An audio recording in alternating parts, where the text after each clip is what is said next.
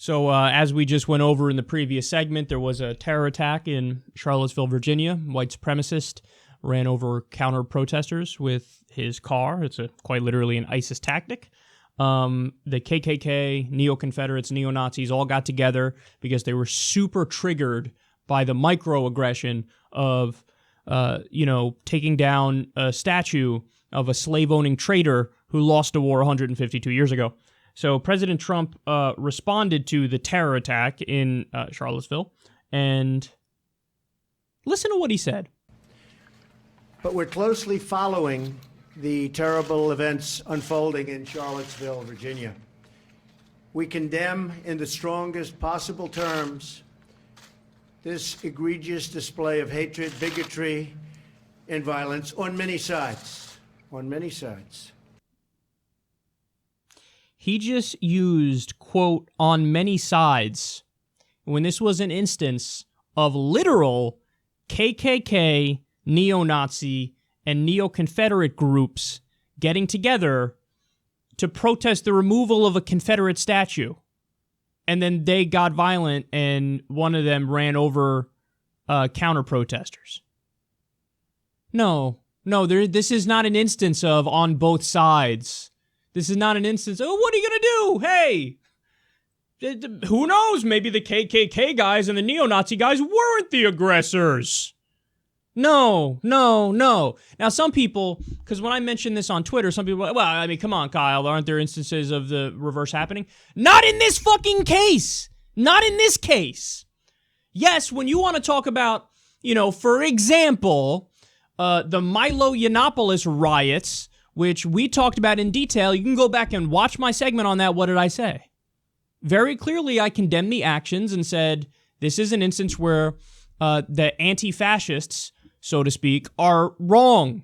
They're wrong. They're doing violence, and this is not the proper response to somebody. Even though Milo's a loathsome cretin, he should have the ability to speak and not have to worry about fucking violent counter-protesters.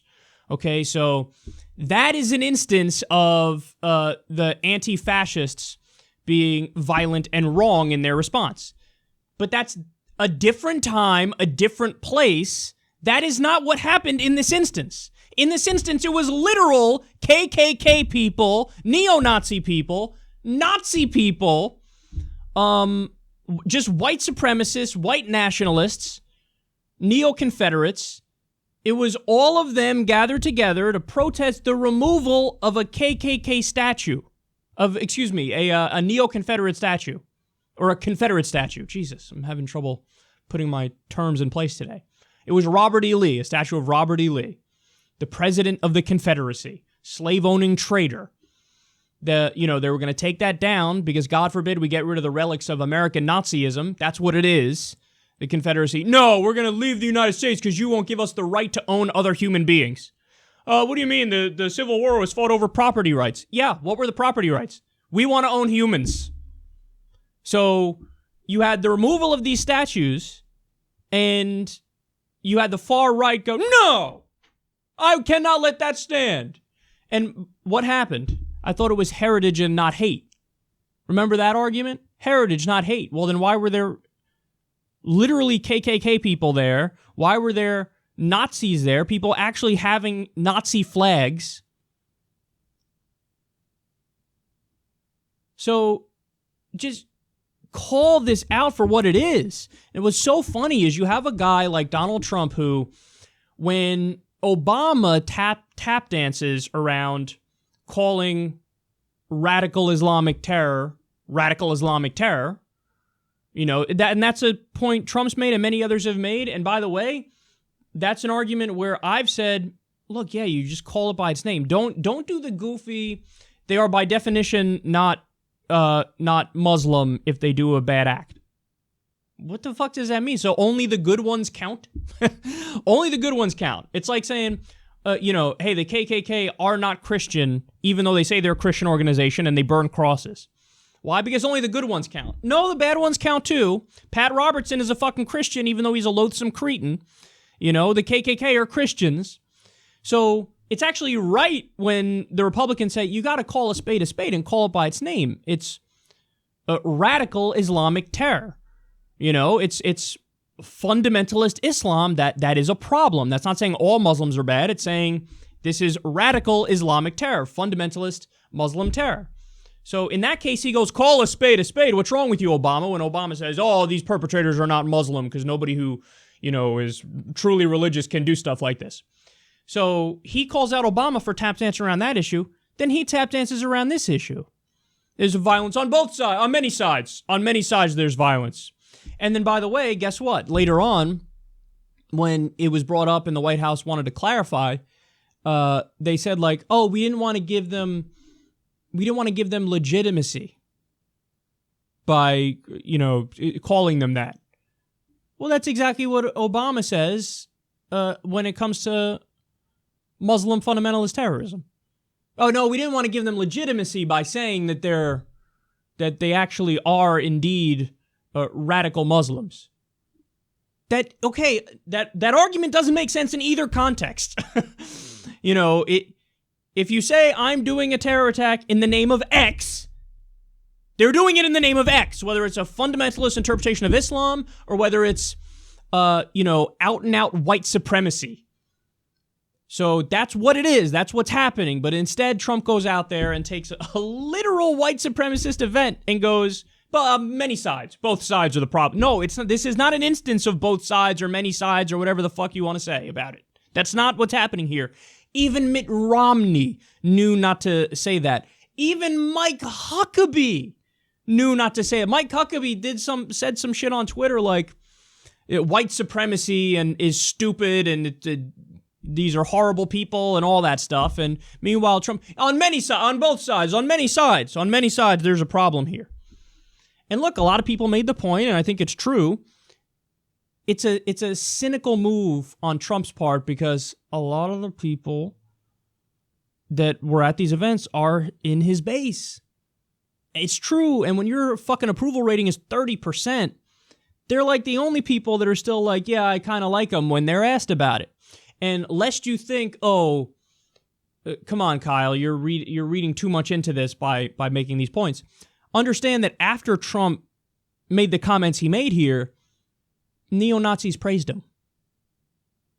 So on different, neo-Nazi websites, they were like, oh, we loved his response. He loves every single one of us.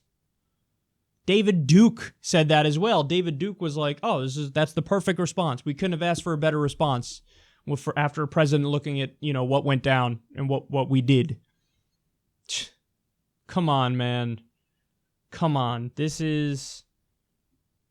what's crazy? There is a resurgence of white nationalism, white supremacy, and actually, you know what? I don't know if it's a resurgence as much as it's just many of them feel like they can come out of the dark now and say, here I am. This is what I believe. Before, it was so shamed in society that they felt like, I got to kind of not come out with it. I got to talk in coded language. I can't let people know straight up exactly what I believe because everybody thinks that what I believe is so fucking odious and disgusting that I'm ostracized from society if I let people know my true thoughts, my true feelings. But now, there's been a galvanization behind this kind of ideology, and it's probably a mix of factors. I think Trump is part of it. I don't think he's primarily responsible like a lot of people would probably claim, but it is true when you have a guy who goes out there and drops the coded language and says, the immigrants, the Mexicans, they're criminals, they're rapists. I assume some are good people. The illegals, got to get rid of all the illegals, got to deport every single one of them. Got to do nationwide stop and frisk. Nationwide stop and frisk these thugs in the inner cities. That's what we got to do. So you have a guy who kind of drops the coded language and the tap dance and just comes out and says all that stuff. And you have the alt-right growing online, and you have this strong scapegoating of all the problems onto minorities. And now you just have people who feel they can more come out with what they believe, and it feels like a resurgence, but again, I think it's just them coming out of the woodworks. And if anything, it might be the opposite. So they're galvanized and they're coming out of the woodworks, but they might sense on some level this is a last gasp and a last shot at, taking the country back. Because when you look at the polling data, man, millennials are way more accepting and open-minded when it comes to different races and ethnicities and religions and backgrounds and all that stuff. To millennials, like, interracial marriage is, like, just not a thing. Like, okay, why is that a problem? I'd see why would anybody even theoretically think that's a problem? Whereas, older generations, that'd be like, ooh, scandal. Ooh, you're marrying somebody with a slightly different skin tone.